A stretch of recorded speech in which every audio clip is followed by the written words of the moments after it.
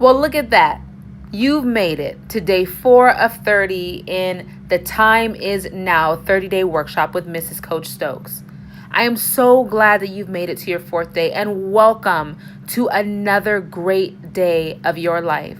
Today, we are going to talk about your hour of power. Now, this is a method that I learned by reviewing and going over the Inner Strength program through Anthony Robbins. But then I went on to learn that there are many dynamic and inspirational people that use these same methods but call it something different. Your hour of power, as I know it, is going to be one of your keys to personal transformation and results. So before we go into this hour of power, let's just recap for just a moment. We've talked about the 3 pillars of power, the forces that shape your life, right? The first pillar being we need to get focused and clear. One of the reasons why we are not able to meet our goals is because we don't have a target. We don't know where we're going. We don't know what we're shooting for. And so in order to have some success in what we're trying to do, we must get focused and clear, and we must make it appealing. We must make it compelling and exciting to us. In order for us to want to go somewhere, we need to look forward to it majority of the time, correct? If we're not looking forward to going somewhere, what's the likeliness of us actually going there, let alone enjoying the process, enjoying the journey along the way? The second pillar is to get the best tools for your results. You need to have a game plan that closes the gap between where you are right now and where it is that you want to be. And this needs to be a proven map, not something that you just kind of, I know everything. I know all the information. I don't need to be told what to do. And so you close off anyone or anything that could possibly help give you the tools to get to your destination. You need to have an effective mentor, some coaching, some training, anything to drive you to take action, right? And that person should be armed with proven tools. They should have a high quality of skill. They should be an effective coach, someone that inspires you to reach deep down and bring that warrior up to the forefront. The very third pillar is to get integrated and get aligned, right? In order to unlock what's blocking you and to unleash that power, that warrior that you have, we need to understand our personal blueprint. We need to understand how we create meaning and emotion and what causes us to think and feel and behave the way that we do, right? We not only gain the answers to these questions, but we need to learn how to create lasting change and achieve fulfillment. The next thing we talked about was resources versus resourcefulness. We've learned that your lack of resources is not the reason is not the reason that you're stagnant, that you're not accomplishing your goals. You're not accomplishing your goals because you lack resourcefulness. And you lack resourcefulness because you have no human emotion connected to what you want to do. You don't know how to get there, and because we all lean on our ability to figure things out. Because you might have failed in a certain area over and over again, you now have no confidence in your ability to figure that thing out. And so you lack resourcefulness. So we all understand that our inability to meet our goals has nothing to do with the resources we have today. It has everything to do with our ability to be resourceful, right? The next thing we learned about the 2 master lessons of life. We learned about the science of achievement and the art of fulfillment. Achievement is you getting that job that you went to school to get. You're making the money you want to make. You have the degree that you want, the car that you want. You have the husband or wife that you want. You have all these materialistic things in order. Fulfillment is experiencing a tremendous amount of joy in the process. You're not only excited, but you're enthusiastic and you're grateful for every little thing in life. So there is a difference. And we have to remember that success without fulfillment is truly an ultimate failure. And if you need an example of that, I want you to think of at least 1 or 2 celebrities that you know that had everything as far as achievement. They won the awards, they made the money, they had the house, they had everything we like to define as success, but they commit suicide. So think about that. The science of achievement versus the art of fulfillment. Now, you can't have one without the other. You need them both. You need balance, right? But that does make a difference. And then we talked about the power of our decisions. We talked about how we make 3 decisions in every moment of our life. Our first decision is, what are we going to focus on? The second is, what does it mean? And the third is, what am I going to do with this? Now, in the first question, we want to remember that wherever focus goes, energy flows. Whatever you're constantly focusing on, that's what you bring to life. If your constant focus is fear, that's what you're going to bring to life. The second decision that we make is, what does it mean? What does this thing mean? What you feel begins with what you focus on and the meaning you give it. The minute you focus on something, your mind has to come up with a meaning for it. Whatever meaning you give to an experience, then that experience becomes that meaning. If you don't consciously choose what things mean, your old patterns show up. So we have to come up with an empowering meaning and then change how we feel. For example, let's use dieting as an example for this one. If every diet that you've ever tried, you failed, you felt really bad in your body, right? So now every time you go to diet, you always associate this negative emotion and you give this negative meaning to dieting. So versus you saying, hey, I'm going on this diet. I know I can lose this weight that I've gained. I've been successful. It feels really good. I'm going to kill it. You go and kill it. But if you're used to not being fully committed to a diet, or you experience failure in that diet, what meaning do you give dieting?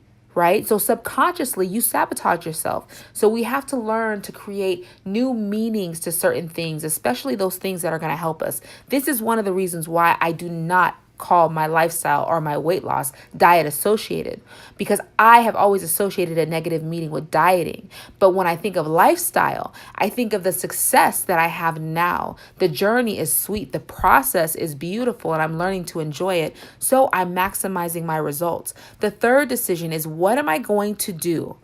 Meaning powerfully affects what you're going to do. Once you focus on something and give it meaning, it produces an emotion.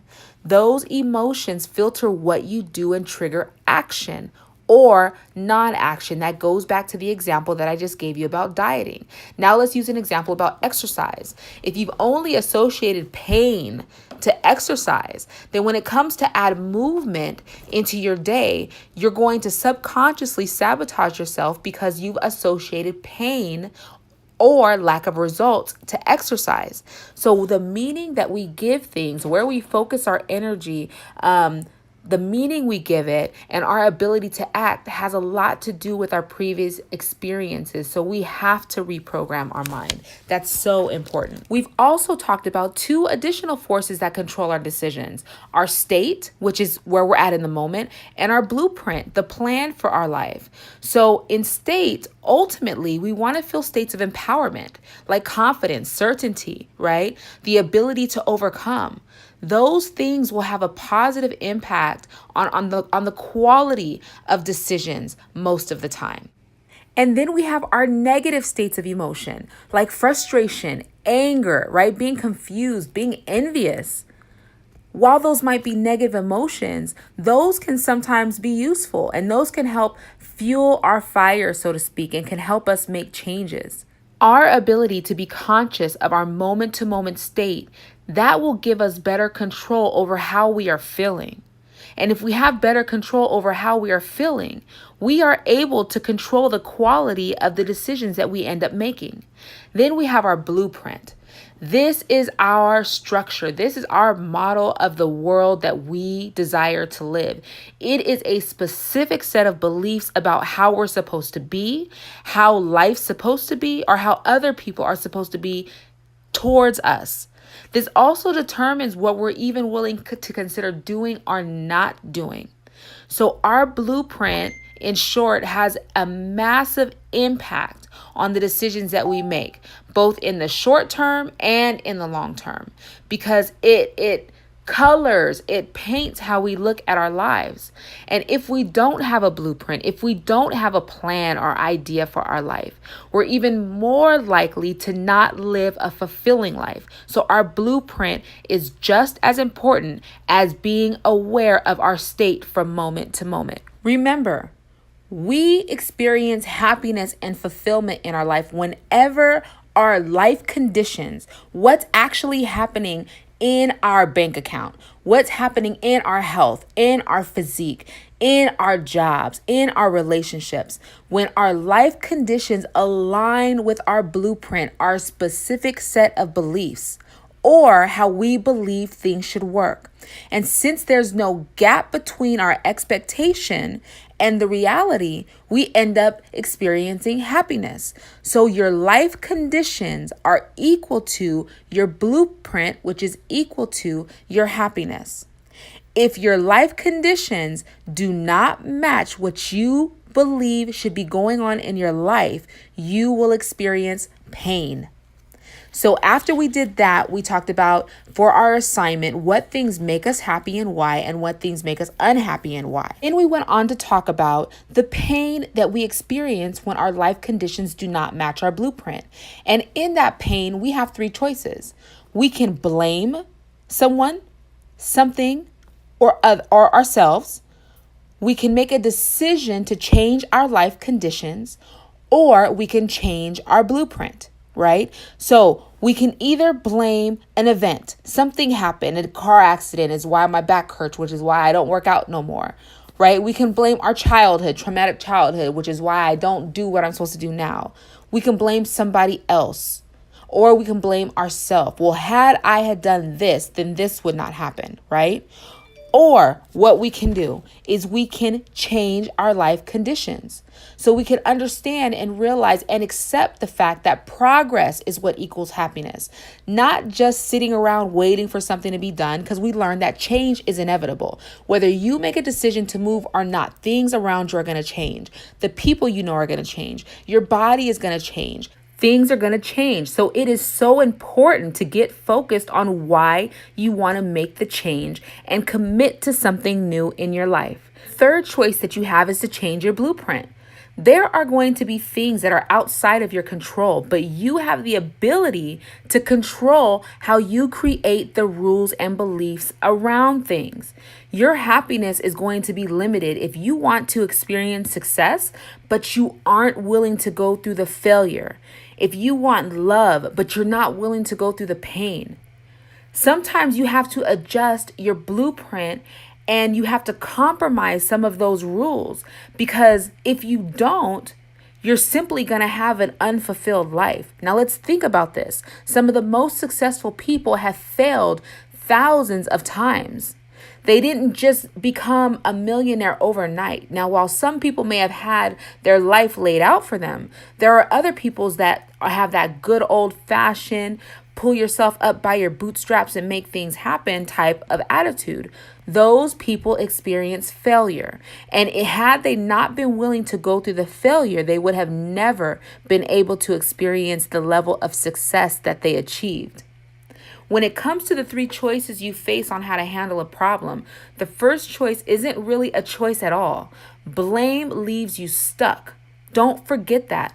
Blame leaves you stuck. You're like that Disneyland ride, that cups ride, where people just sit on the cup and they just keep spinning and spinning and spinning, and they're moving, but they're not going nowhere. There's no progression. So you cannot get anywhere with blame.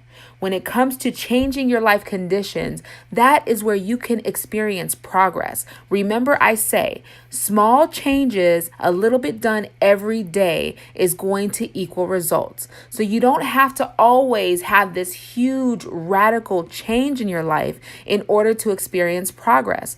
Sometimes when we do that, we experience progress temporarily. Therefore, our happiness is temporary. But when we make small changes every day, and we do that every single day for years, for months, for weeks, however you want to do it, you're going to see progress, and that's going to get you excited about what you're doing. You're going to feel like the changes you're making are efficient. They are effective. So remember, small changes done every day, in my opinion, equal lasting results. So after we talked about all that good food, all that steak and potatoes there when it comes to our emotions and our decisions, I asked you to complete an assignment, which was to create your extraordinary life based on your terms. Now, this is going to be a vision. We are going to start with the end in mind. So I'm not asking you to write the steps in order to get to where you want to be. I'm asking you to imagine and create what it is that you desire for your life. Create your blueprint, recreate your blueprint. Sometimes we need to go back and we need to make some adjustments and we need to change some things because we've changed, we've grown as individuals. And so you should have written out a paragraph, a story, however, whatever you're comfortable with, on what your extraordinary life looks like. What do you want your end to look like? We have to start with our end in mind, on your terms, and not worried about what resources you have available. This is just what my life would look like. And be creative, be limitless in this. We need to have a vision. We need to have a direction in where we want to go. One, create that direction and make it exciting and compelling, something you've always wanted to do, something you want, but someone has told you you can't have. How would you change? How would your body look? How would your health look? What would you enhance? Who would you spend more time with? What would you appreciate more? What would you do? What would your bank account look like? What would your future look like if it was on your terms? Now that we have gained that foundation, we can go on to something called your hour of power. This is a key to personal transformation and results. This is a method that my husband and I learned when we attended an Anthony Robbins Unleash the Power Within seminar back in San Jose, California. What we learned is that our hour of power helps us to create a set of rituals or a routine to condition the empowering emotional states.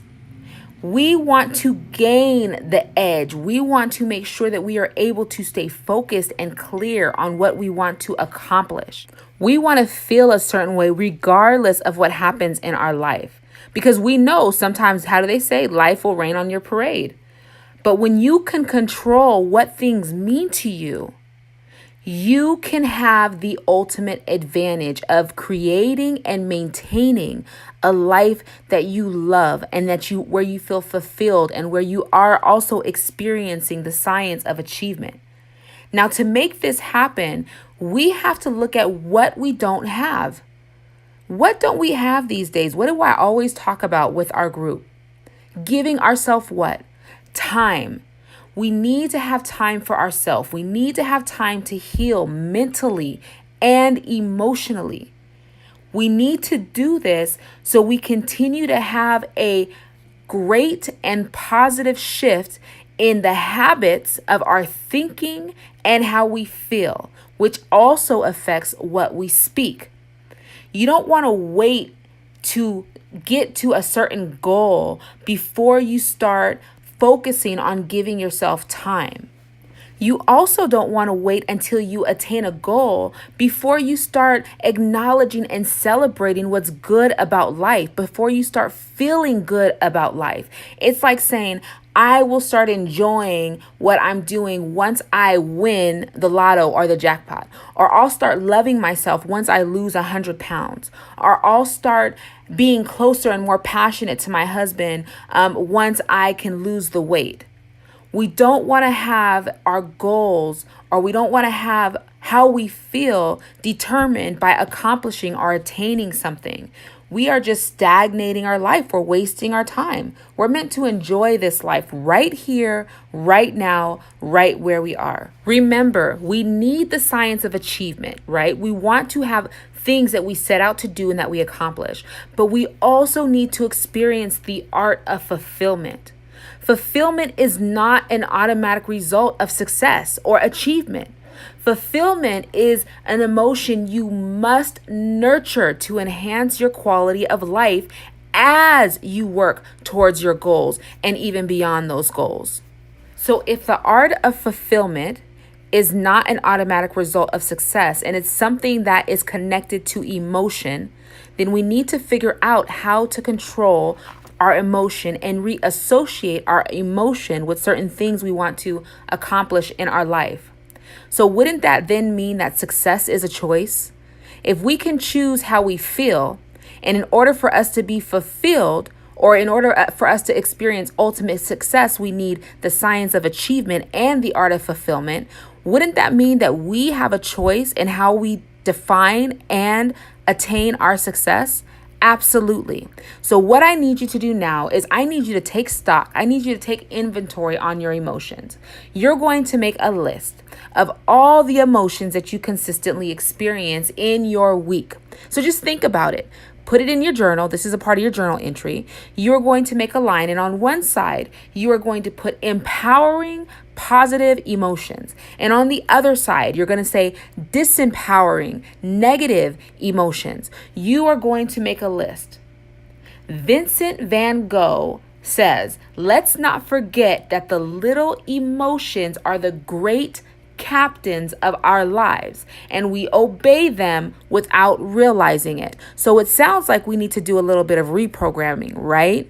So take a moment right now. Remember, part of being successful is your ability to act. So we need to act right now. I'm going to give you 4 minutes to make a list of your positive, empowering emotions and your negative, disempowering emotions. Ready? Right.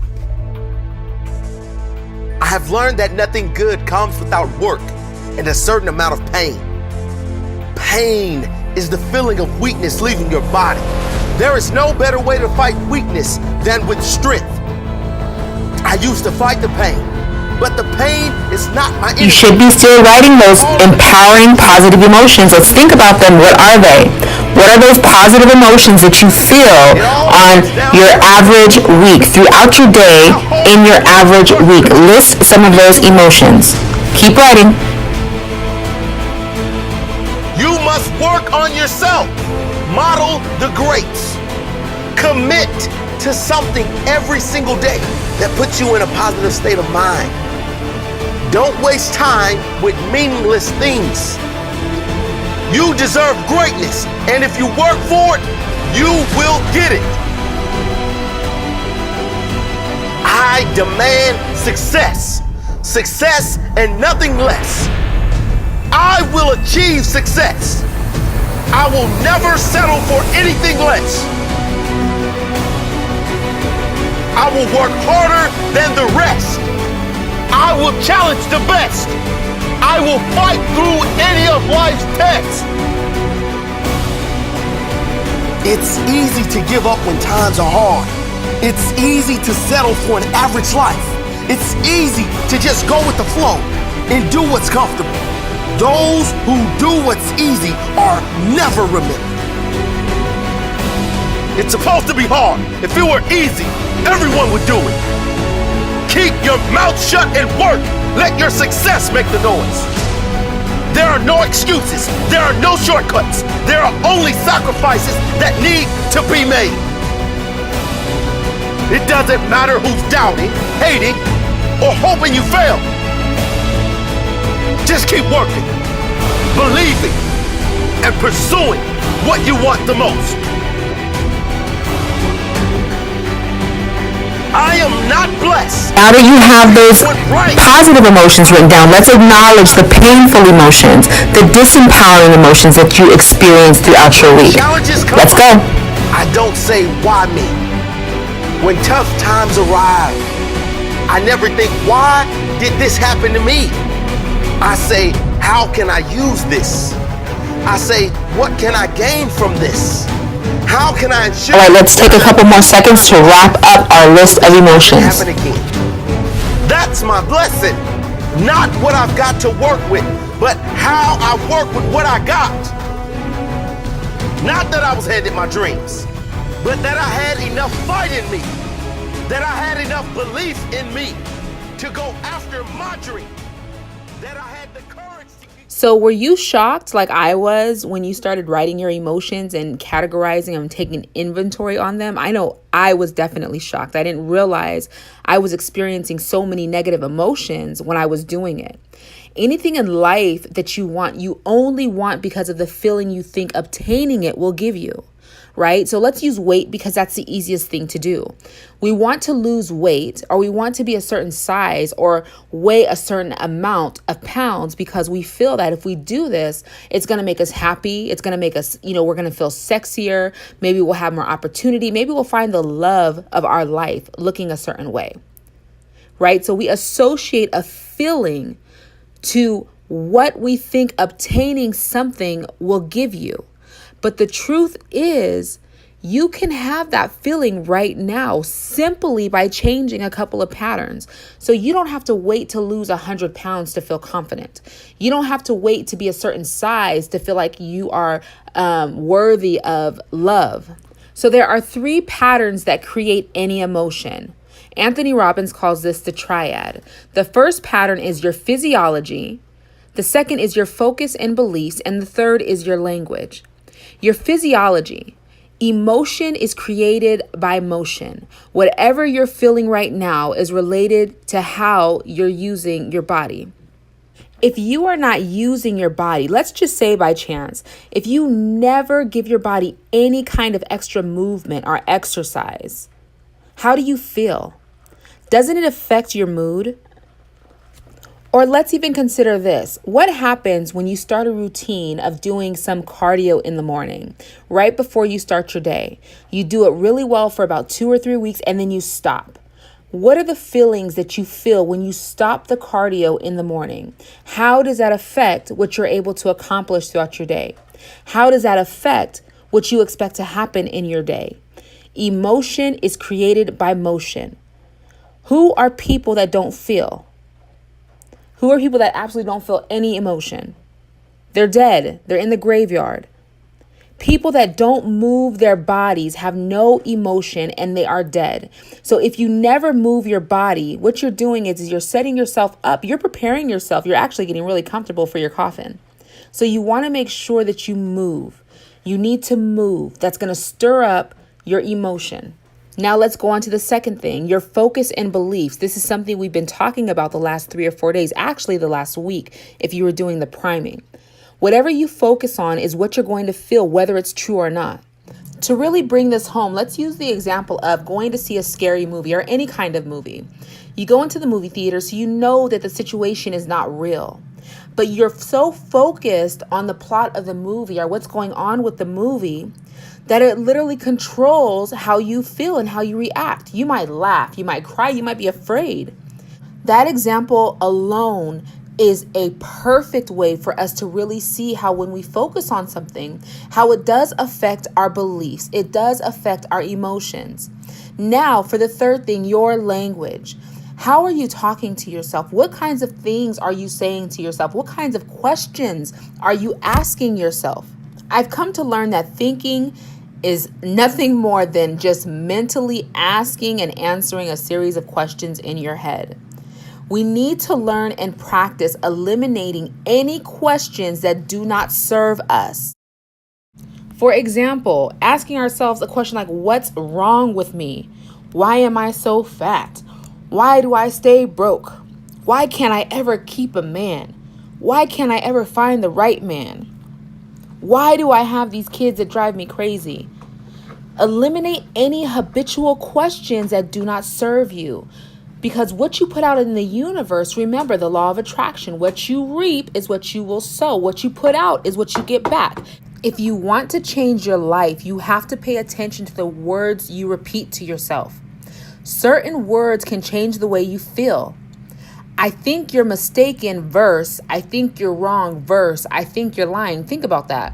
When your kids come to you and say, you know what, Mom, I think that you might not have said that right, versus when they say you're wrong, or when your husband or spouse comes and says, you know what, babe, I think you might have misinterpreted that, versus saying you're lying. Certain words carry a certain weight and they bring about a certain emotion and reaction. So we have to be cognizant of the words that we continue to repeat to ourselves, because not only can they affect what we do from moment to moment, but it has an ability to return those same things back to us. Because again, the law of attraction. So I like to practice incantations, affirmations, anything that's going to keep me focused on the end, focused on the goal. When you repeat a phrase with enough emotional intensity, you start to believe it. For me, I feel like that's faith, right? I utilize the power of incantations by using the ones that support me the most. So I say things that support my future the most. It is exactly what I want to do, be, and become. Every day, in every way, I'm getting stronger and stronger.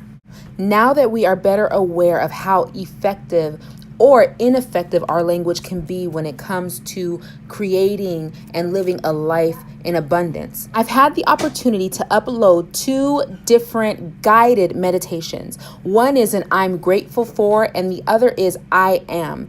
I highly encourage you to go and listen to them. If you want to use another one, then use another one. But I would like you to task yourself with spending 5 to 10 minutes a day, first thing in the morning, using guided incantations or meditation to help set the tone of your day. You will do this every morning for the next 21 days and do it as you need it. So when you start to feel overwhelmed or you start to feel tired, this is a perfect time to start speaking positive things back into your day. Your call to action right now, as soon as this is done playing, is to go to my YouTube channel, click on guided meditation with Mrs. Coach Stokes, and select one, either I'm grateful for or I am. I would like you to do 5 to 10 minutes every single day for the next 21 days.